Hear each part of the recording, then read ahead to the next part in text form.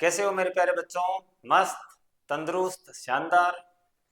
आज हम बात करने वाले हैं उन टॉप मोस्ट एग्जाम की जो एग्जाम आपकी लाइफ बना सकते हैं। यानी कि हम बात कर रहे हैं जेट एग्जाम की और सीयूईटी एग्जाम की।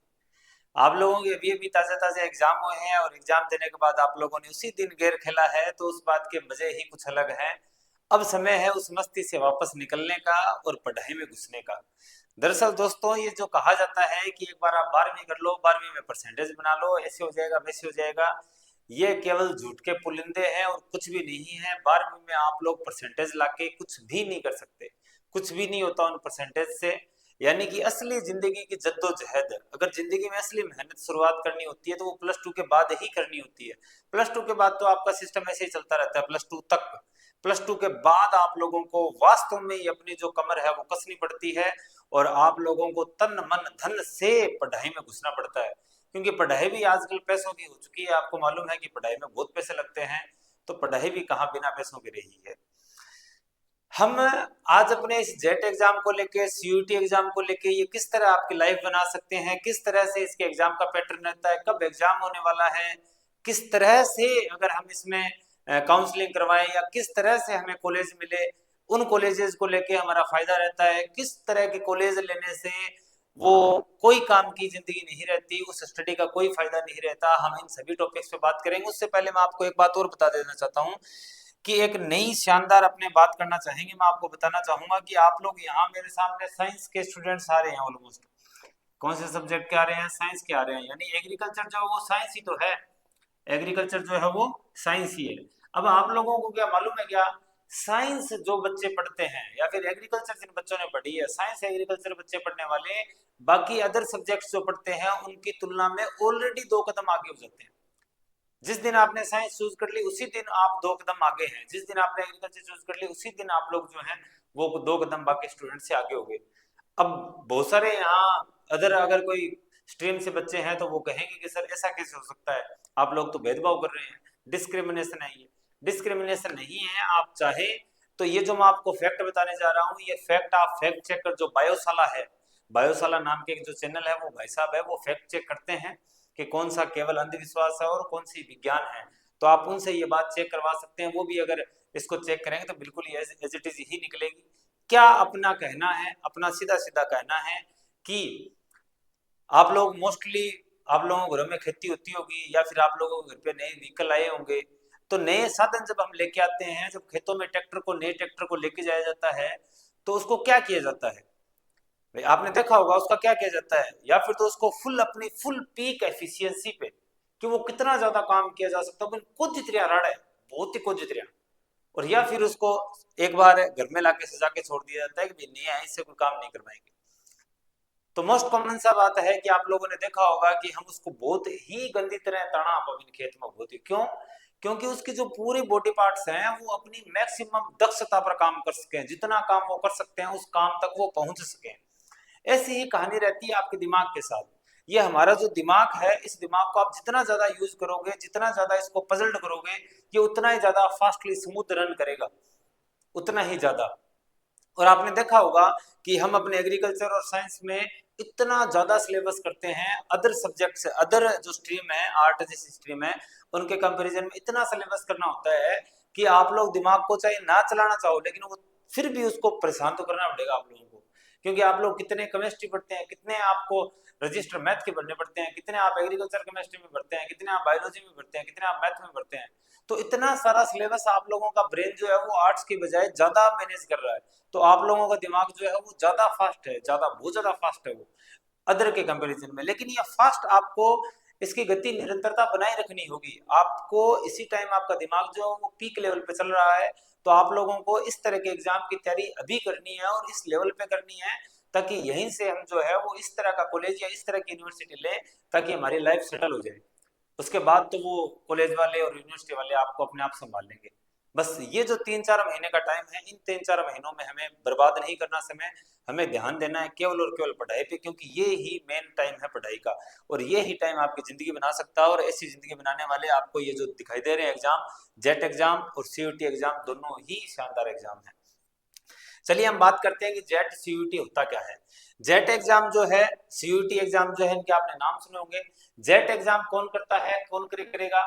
जिसने एग्रीकल्चर पढ़ी है, जिसने क्या पढ़ी है, एग्रीकल्चर पढ़ी है, ठीक है, एग्रीकल्चर पढ़ी है, और जिसने साइंस पढ़ी है, जिसने साइंस पढ़ी है, ये दोनों स्ट्रीम वाले ये क्या करते हैं, अगर इनको बीएससी करनी है, कहाँ से, एग्रीकल्चर से। किससे करनी है, एग्रीकल्चर से, यानी एग्रोनॉमी, हॉर्टिकल्चर, इनसे करनी है, तो आप लोगों को जेट का एग्जाम देना पड़ेगा। कौन सा एग्जाम देना पड़ेगा, जेट का एग्जाम देना पड़ेगा। आप लोग पहले जेट का एग्जाम देंगे, फिर आपके जेट में जितने नंबर आएंगे उस नंबर के आधार पर आपको कॉलेज अलॉट होगा। क्या होगा, कॉलेज अलॉट होगा या फिर यूनिवर्सिटी अलॉट होगी। कौन सा कॉलेज, कौन सा यूनिवर्सिटी अलॉट होती है, वो आपके नंबर पर डिपेंड करती है। जितने ज्यादा बेहतरीन नंबर उतनी ही प्रीमियम यूनिवर्सिटी, उतना ही प्रीमियम कॉलेज। जितने कम नंबर उतना ही घटिया क्वालिटी का कॉलेज आपको मिलेगा, जहां से बीएससी करने का रत्ती भर भी फायदा नहीं है। तो इस तरह जेट का ये हो गया यूज। सीयूटी क्या रहता है, जेट जो है वो स्टेट लेवल का एग्जाम है, यानी कि राज्य स्तर पर ये एग्जाम होता है, जबकि जो सीयूटी है ये केंद्रीय स्तर का एग्जाम है, केंद्र का एग्जाम है। यानी कि यहां से आपको कौन सी यूनिवर्सिटीज मिलती है, यहां से आपको मिलेंगे वो यूनिवर्सिटीज है जो सेंट्रल लेवल के हो, है ना, राज्य से बाहर के लेवल के, प्रीमियम लेवल के। अब आप लोग कहेंगे कि सर फर्क क्या है यूनिवर्सिटी का। अब देखिए, जैसे कि अब ये आप लोगों ने पढ़ा होगा बीएससी, बी का मतलब क्या है, बी का मतलब है बैचलर डिग्री, बी का मतलब है बैचलर, बैचलर डिग्री, यानी कि स्नातक, यानी कि स्नातक करते स्नातक ही है। बीए है तो वो भी बैचलर इन आर्ट्स है, बीएससी है तो बैचलर इन साइंस है, और बी टेक है इसका मतलब बैचलर इन टेक्नोलॉजी है, एमबीबीएस है तो वो भी बैचलर डिग्री है मेडिसिन के अंदर, है ना। तो ये सारी डिग्री बैचलर ही है। अच्छा, यहाँ आपने देखा होगा लोकल कॉलेजेस से लोग प्राइवेट भी बीए करते हैं, ठीक है, उन लोगों ने भी क्या कर रखी है, बीए कर रखी है। और अच्छा, लोग बीए अगर कहीं सीयूटी के थ्रू किया जाए तो क्या फर्क पड़ता है। आप लोगों ने ये देखे होंगे, न्यूज एंकर देखे होंगे जो न्यूज बोलते हैं, या फिर आपने एक नाम सुना होगा सौरभ द्विवेदी। क्या नाम सुना होगा, सौरभ द्विवेदी। आप लल्लन टॉप देखेंगे तो अब तो ये इतने प्रीमियम हो गए कि लल्लन टॉप जितना बड़ा चैनल भी छोड़ के ये अपना स्टार्ट करने जा रहे हैं।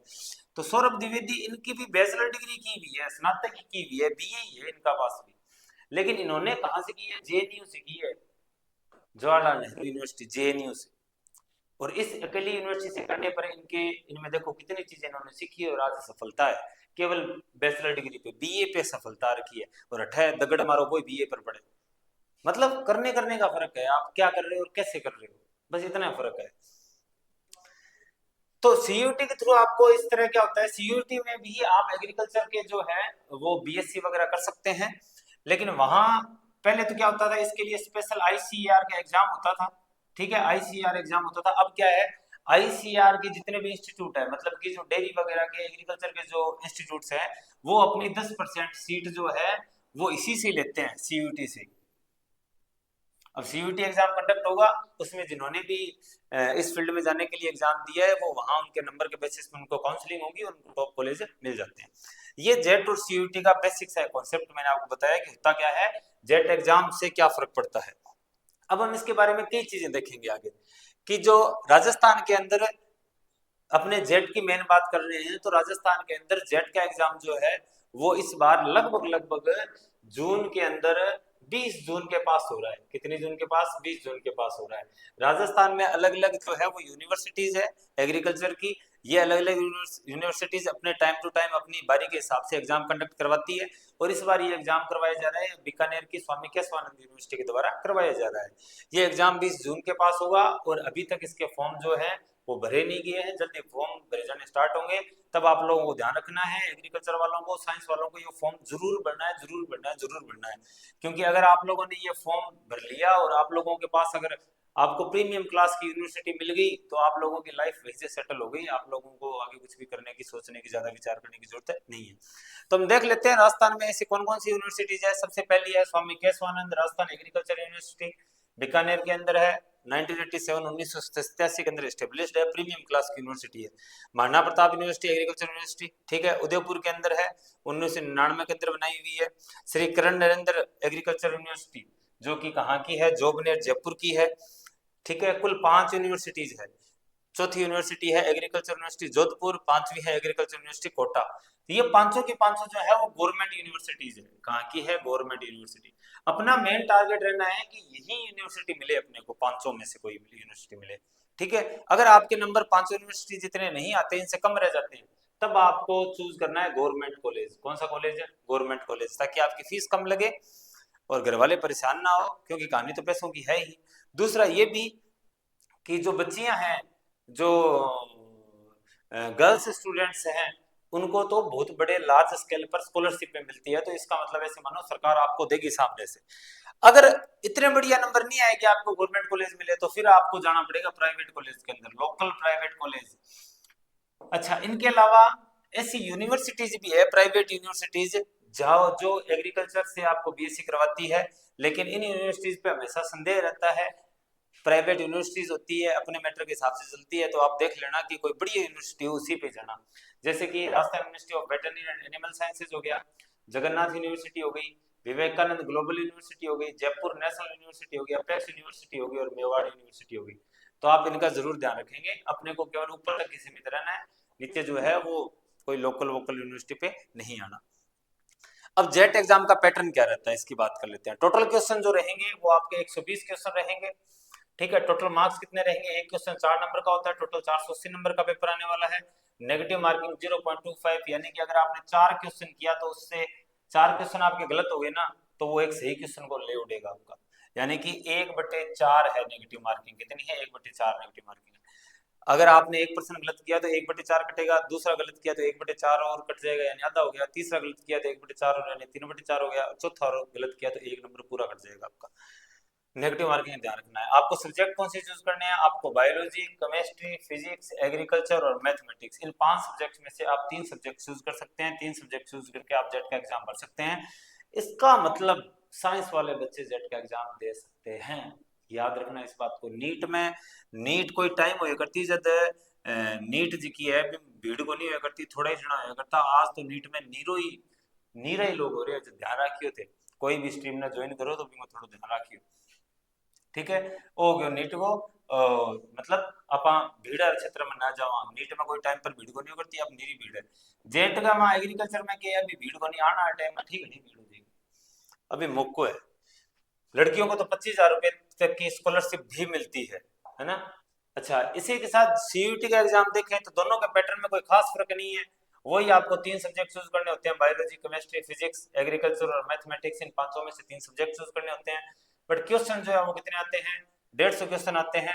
एक सब्जेक्ट के 50 क्वेश्चन हो लिए, और एक क्वेश्चन 5 नंबर का आता है, तो कितने नंबर का हो गया? 750 नंबर का हो गया।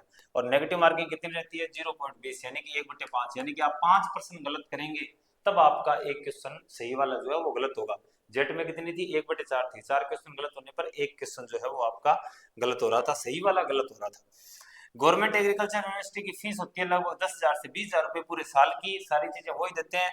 और लड़कियों के लिए क्या है, यहाँ तो सभी के लिए, मेल एंड फीमेल सभी के लिए कितनी है? गर्ल्स एंड बॉयज के लिए 36,000 रुपए की स्कॉलरशिप है। तो आप बताओ आपके लगे कितने और वापस कितने आ गए? ये बहुत जरूरी चीज है। अब यहाँ सीयूटी के थ्रू आप कौन कौन से आप इंस्टीट्यूट ज्वाइन कर सकते हैं? ये world class, top world class institute है, जहां से आप सीयूटी से जाते हैं। सीयूटी में आपने एग्जाम दिया, काउंसलिंग करवाएंगे, फिर आपको जो कॉलेज मिलेगा वो ये प्रीमियम कॉलेज है।